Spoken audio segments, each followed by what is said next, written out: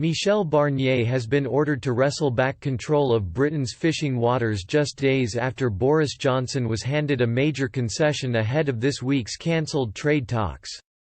The Brussels negotiator was forced into making an embarrassing change to his original draft free trade agreement with Britain. European capitals reacted with fury when they were presented with a series of watered-down fisheries demands in his initial text. The document has been upgraded to say the UK and EU should look to uphold clear and stable rules and existing reciprocal conditions on access to waters and resources. Mr. Barnier's original dossier only sought to respect existing fishing activities and included plans for annual negotiations on quotas based on a new scientific method rather than historic. These key demands made by the Prime Minister remain in the Brussels bureaucrats' latest draft free trade agreement. Access to UK waters is a deal-breaker for at least 9 EU member states, including France, Belgium, the Netherlands, Denmark and Germany. EU officials have warned European capitals that they would have to agree to a compromise on fisheries or risk the entire future relationship with Britain. The move comes as Britain has shared its vision for a free trade agreement with Brussels. Express understands the dossier includes chapters on nuclear, and an aviation safety and air transport agreement.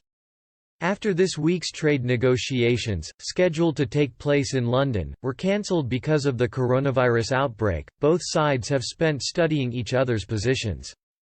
A UK government spokesman said, "This evening the UK and EU have exchanged, we are sharing ours in confidence as a negotiating document, as part of the ongoing negotiating process. Teams will now analyse each other's texts and we expect further conversations between the teams next week.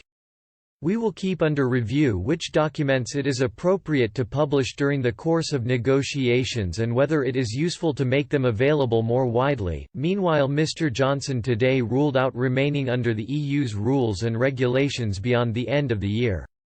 The Prime Minister refused to accept extending the Brexit transition period as an option despite the government focusing much of its energy on trying to halt the spread of the dead virus. At his daily coronavirus briefing, he said, "There is legislation in place which I have no intention of changing."